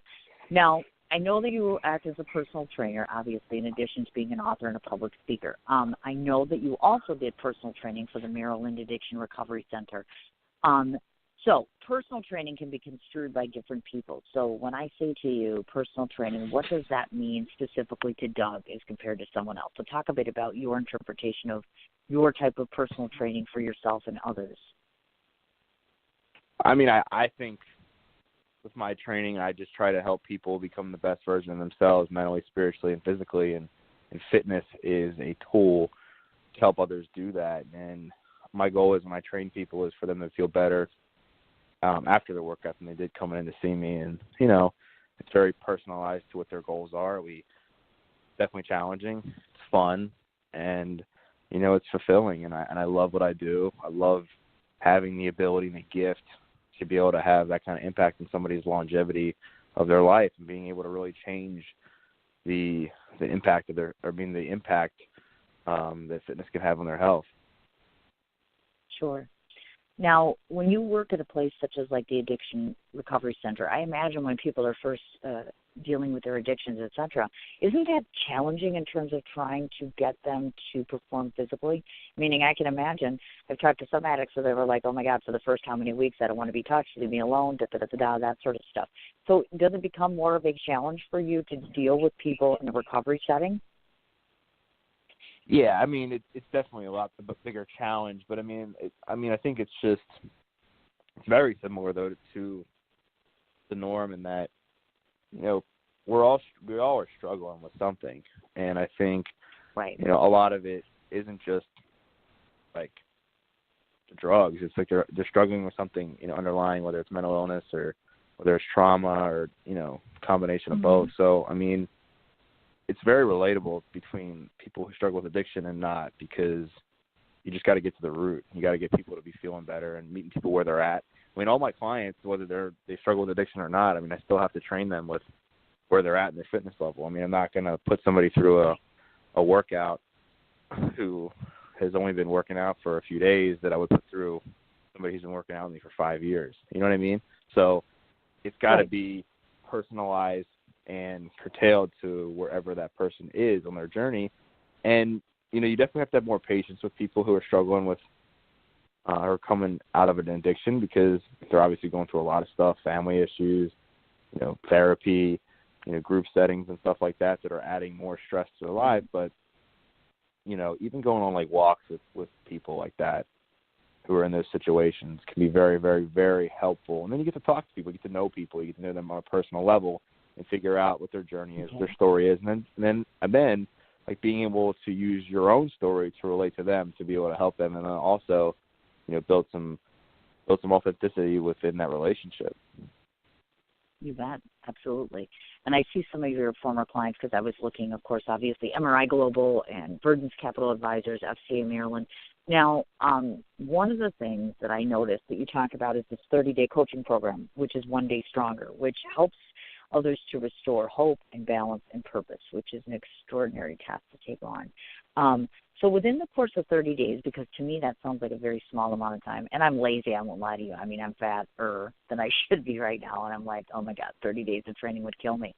So within the course of this 30-day coaching program, what sort of skills and strengths do you try to build in people so that at the start versus at the end, what's the eventual outcome? In a perfect world, what do they get out of this 30-day coaching program?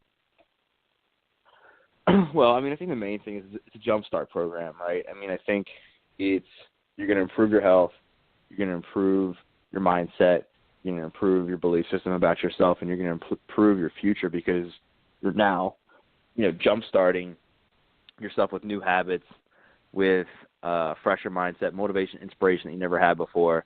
We're going to overhaul your nutrition. We're going to overhaul your workout schedule, and then we're going to set some goals in all areas of your life.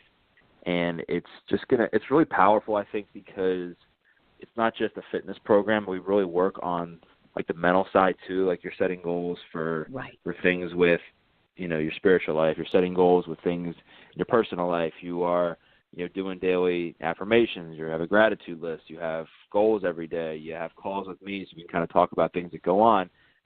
And I think it's really helpful for people because, you know, they have other things to focus on besides just working out, because they're like, oh, man, another workout program. You know, because some people, they you know, as much as working out is great for you, I mean, and it is, you know, they get intimidated by these 30-day workout programs. They feel like they have to do something physically every single day, and when they haven't done anything physically for 2-3 years. So I just try to coach people and guide them along in a very compassionate way. And that's the key to it, too, obviously. I think compassion, that and the fact, I found it so refreshing that you actually do nutrition coaching, which I don't know that people necessarily understand that, but correct me if I'm wrong, but is there not a link between the healthier that you're eating and how you tweak your food habits has everything to do with your health mentally and physically? Is that not right? Oh, yeah. I mean, you are what you eat. And, I mean, I always tell people, you know, we take like so much time when it comes to buying a car or buying a house. Think about how much time we take to buy a car. I mean, it's months, sometimes years for a house. But yet when it comes to our food, we don't even look at what we're buying. We're eating half the time. We just kind of buy it and eat it, when that's going to have like the biggest impact on our longevity. And the reason I say this is because, you know, if you're coming from a place in life where you're really not feeling too great about yourself, your energy's low, your sleep's low, your sex drive is low, all this stuff that people, when they get depressed or anxious or whatever they're complaining about, like we put stuff on our bodies that makes it something a little worse and sends our blood sugar, you know, like a roller coaster. And throughout the day, we end up just going on these wild like waves of ups and downs. And you know, I think nutrition can really change that. Eating things that are loaded with nutrients and vitamins and minerals, and eating things that are going to nourish you and they're going to allow you to, you know, have the energy you need throughout the day to do the things you know you need to do to feel better about yourself and talk to people and have, you know, great relationships and a great work life. I mean, I think it's really important to just focus on, you know, the things you're really putting into your body, because it's so important. Oh, without a doubt. And I think people take that for granted oftentimes, because we always get so busy, or most of us are having a very hectic life, and we never think to ourselves that, hey, what we put and what we ingest might end up being an indicator to us how we end up being. We have to be very careful on how we eat, what we eat, how much we eat oftentimes. Talk about doing is something called wellness presentations. And can you tell me a bit more about what that entails? Because I was thinking, I didn't get it. I was like, what the hell is a wellness presentation? So tell me a bit about wellness presentations, what goes into preparing those, and what market or what audience is that for? I mean, the wellness presentations are really geared towards companies, and they're geared towards how can we make the employees of this company healthier this year than they were last year. And it goes into, you know, stress-free work environments. It goes to, nothing stress-free, but stress-less work environments, how to eat better at work, how to move more during the day, why fitness can improve your work life, how to improve work-life balance. I mean, all these things that we know that wellness can have an impact on. And to prepare for it, it's really, you go based on what the company is, how many people they have, what kind of work they do, how active they are, what they're looking for, what their main goals are as a company. And I try to critique it and curtail it to that, because just like anything else, like I don't have cookie cutter things. Like I wouldn't give a same presentation that I would to a CPA firm that I would to a school of kids. I mean, it's just going to be like two different things. Oh, sure. Without a doubt, certainly. And clearly the other thing that you've indicated is you're not limited in terms of your particular clientele, meaning that you do online training. So it's possible for somebody like I'm in Wisconsin and you happen to be where you are, you can work with somebody on an ongoing basis on an online capacity, and that can be just as successful, I presume. Yeah, you ready to start? I'm kidding. Oh, yeah, it is. He's cute, isn't he? Yeah, right. Have you looked at me? I mean, you saw me on social media. I definitely, the problem is laziness. I mean, I won't lie to you. Most of us who are self-employed, I'm sure you can appreciate this. When you become self-employed, you really don't answer to anyone, and a lot of times fitness and personal training has everything to do with accountability. I'm really bad at that. Like with my clients or with my other people, I'm like, you have to be accountable. Yeah, you trying to whip me into shape and me listening, yeah, that would be probably very problematic. It's been tried. I'm not opposed to it. I do need to have some sort of regimen. I do. I mean, I'm almost 50 years old, and at a certain age, you do have to look in yourself in the mirror and be like, yeah, it probably would be very good for me. You and I are actually quite similar, because I've had mental health issues for a long time.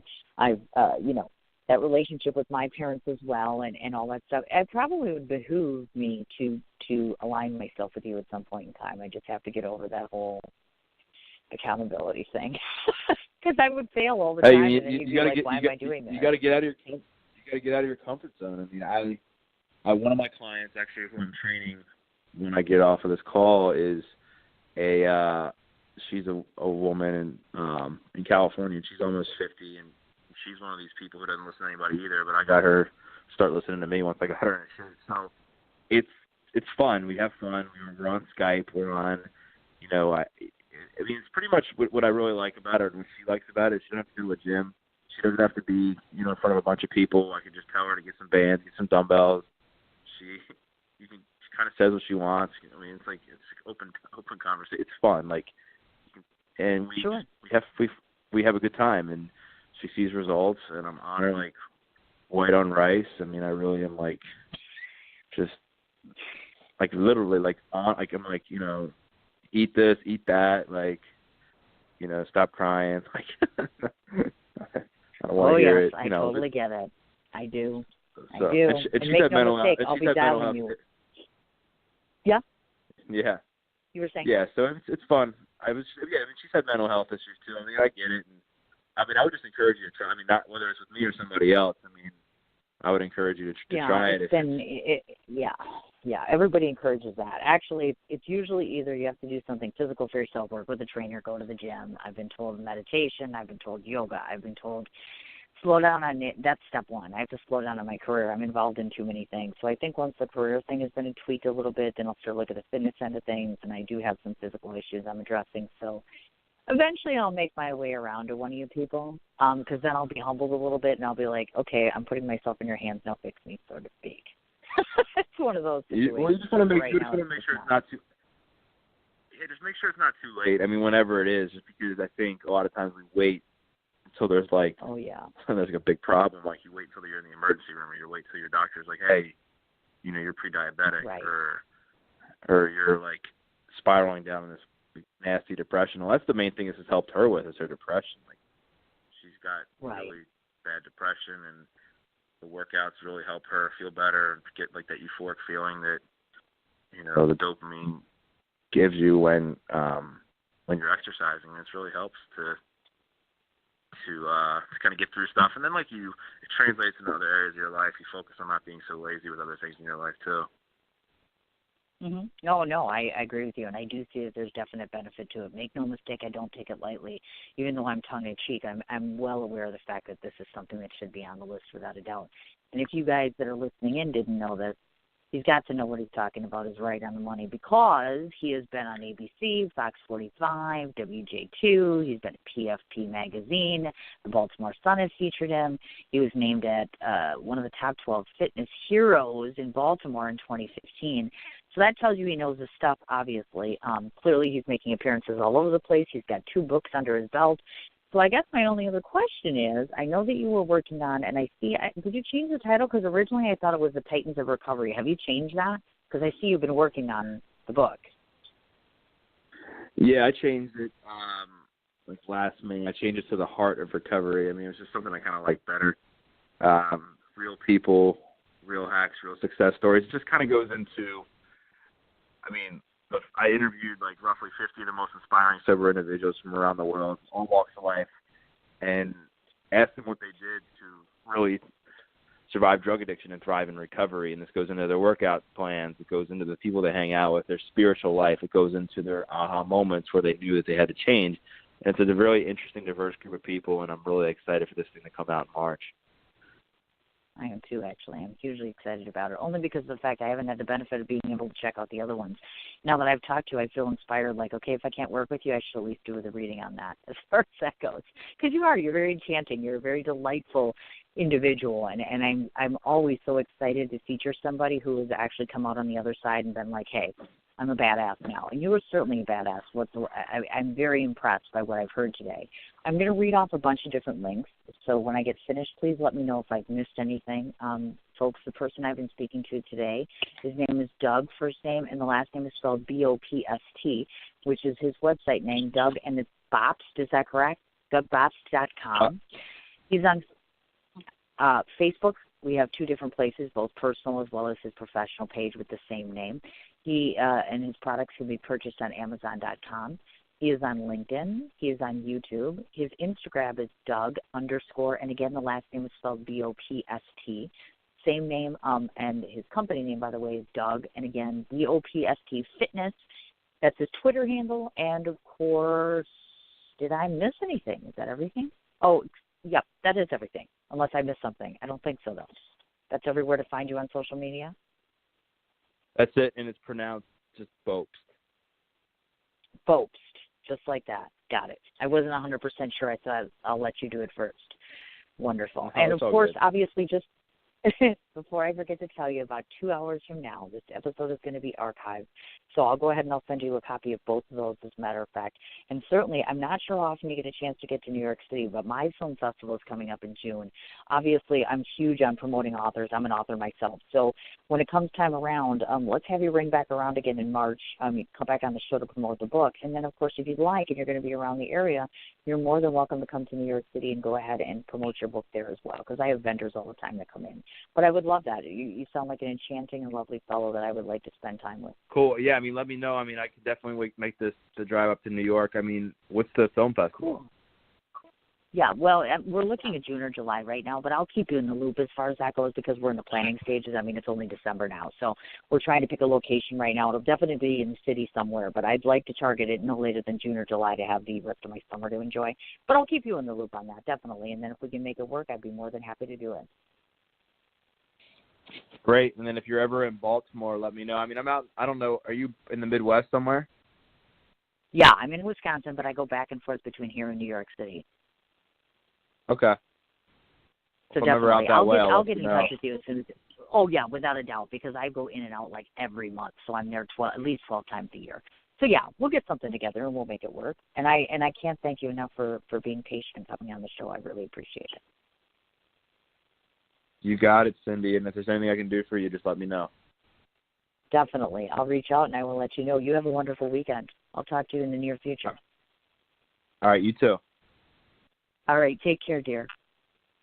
See, not wonderful? That is Doug, and it's Bopst is the last name. It's Instagram is Doug_Bopst. Twitter at @DBopstFitness. Website, DougBopst.com. Facebook is a personal page. And, of course, Doug Bopst, the actual name. And, of course, he is also on YouTube, LinkedIn, and his books, again, are called Faith, Family, Fitness, and From Felony to Fitness to Free. And go ahead and check those out. And you heard in March he's got his new book coming out.